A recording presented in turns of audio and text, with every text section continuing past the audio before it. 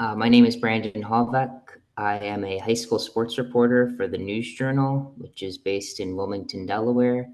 And I graduated from the University of Delaware in 2019 with a major in media communication and minors in English and journalism.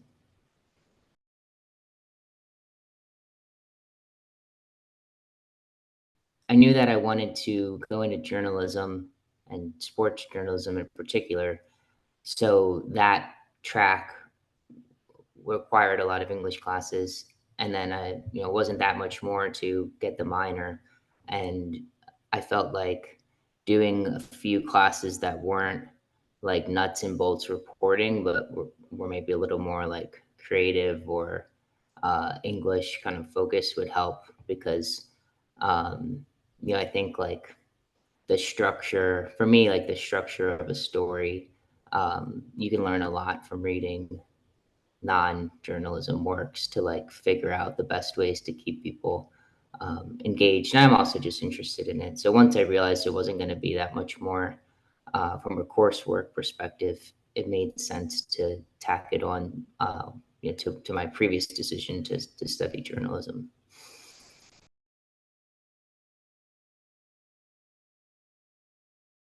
At Delaware, between my junior and senior years, I had an internship at the News Journal, which is where I work now. I interned there over the summer, and then I kept working there in the fall on a part-time basis.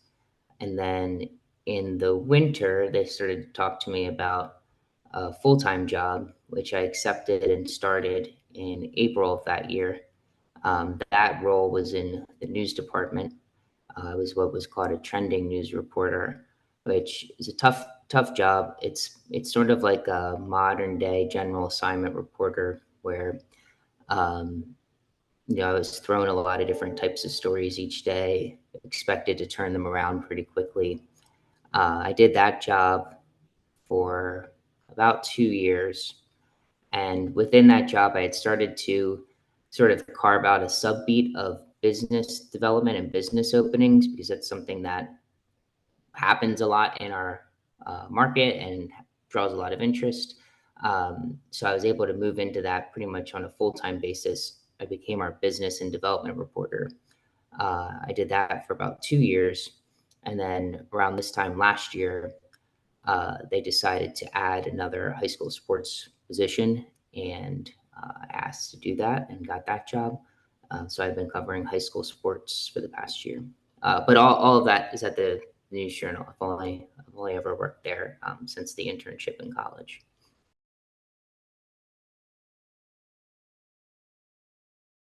I got connected to the editor through something I wrote in college that I kind of like gotten around. And then my professors at UD also kind of like solidified that relation, like helped me grow that relationship a bit. Once the editor at the News Journal at the time had gotten a little bit more familiar with who I was. So basically, it was that connection. And then one day before the summer, that editor, who's no longer at the News Journal, he's the executive editor now at the Asbury Park Press, Phil Friedman.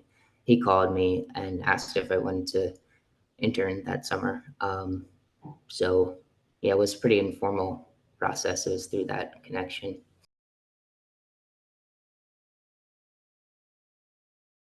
Yeah, I'm writing, pretty much every day. So like there's just the fundamentals, like I use all the time. And then as I sort of mentioned before, like I like to read fiction and kind of study that because I think it's like a helpful tool when I'm forming a longer kind of narrative driven story versus like I kind of think of it as two different things, like a story versus an article. I write a lot of articles that are very fact and information based. Everything's factual, but like that are like cut and dry, like here's the news.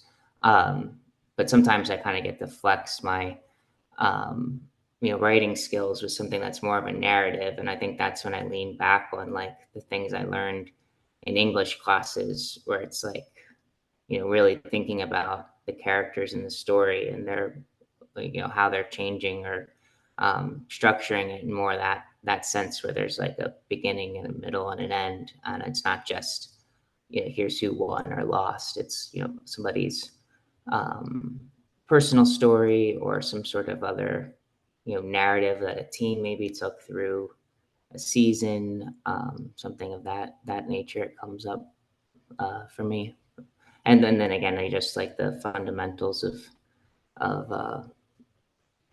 writing and stuff. I still need to know that every day.